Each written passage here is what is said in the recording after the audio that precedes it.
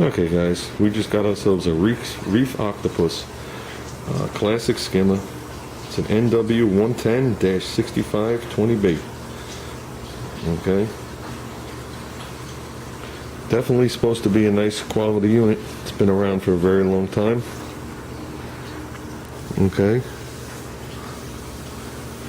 We just installed it. And you need a certain water level in your sump or your refugium, which is between 5.5 inches and 5 3/4 inches. So right off the bat we had to shim it up 3 inches off the ground. Now the problem is the pump that they give you now is small. It doesn't actually touch the ground. So when this thing's sitting in the tank, not even shimmed up, it wants to tip over. You could put the water in there, it will stay up on its own, but it's very tippy to the pump side. Okay? I think that's a little bit of a design flaw, especially for what this thing costs. Okay, I'm sure it's going to work and do a nice job like it's supposed to do, but that's a major flaw in my eyes. Okay, because this thing is not cheap for the size it is. Okay, now we've already got the pump shimmed. Now we're in the process of making a new shim to put under the pump. We already got the actual protein skimmer shimmed up. Now we have to make a shim for this, but this is not to the same depth as that. So it's a double setup we have to make. And I don't think you should have to go through all that to sit this thing on the ground inside. I mean, I can understand raising it up, getting some egg crate, moving it up to 3 inches, but having to do a double step up, I think that's utterly ridiculous, especially for the price of this thing and for the reputation these people have. So the bottom line is, if you sit it too far down, the water level is going to be too high. So you have a problem with the bubbles and your skimming, plus the outlet port will be underwater. If you go just to the bottom edge of this is about 5 3/4, and that's the maximum height. So they want between 5 3/4 and 5.5. Okay. Now when you buy a sump, they come pre-heighted, meaning the baffles in there, the air traps, are already determined to a certain height. So maybe there are ones out there that are that low down, but usually run a lot more water through a sump than only 5.5 inches.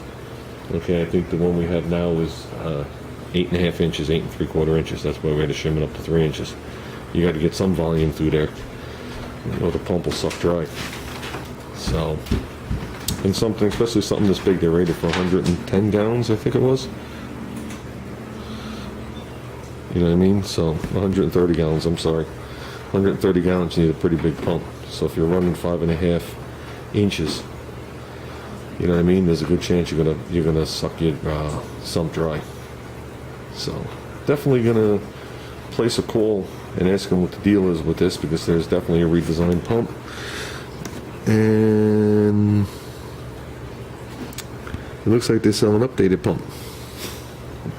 I don't think you should buy something of such high quality and then have to buy an updated pump.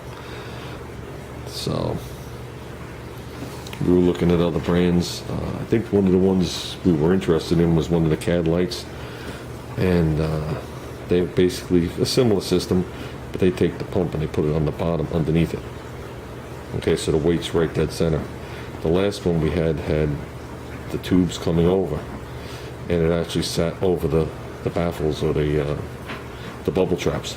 So the thing was locked in there. There was nowhere for it to go. That thing was a little underrated. We're just switching that out to a small tank. We have a 29 going now. So I just figured I'd mention it if anybody's interested in this. Like I said, I'm going to give them a holler, see what they say. See if they did this, you know, just to make a profit, just to keep the price down a little bit, even though the price is high. We'll just see what the deal is. It seems to work well. But like I said, every time you take this collection cup off, you shouldn't have to be balancing this thing inside the tank.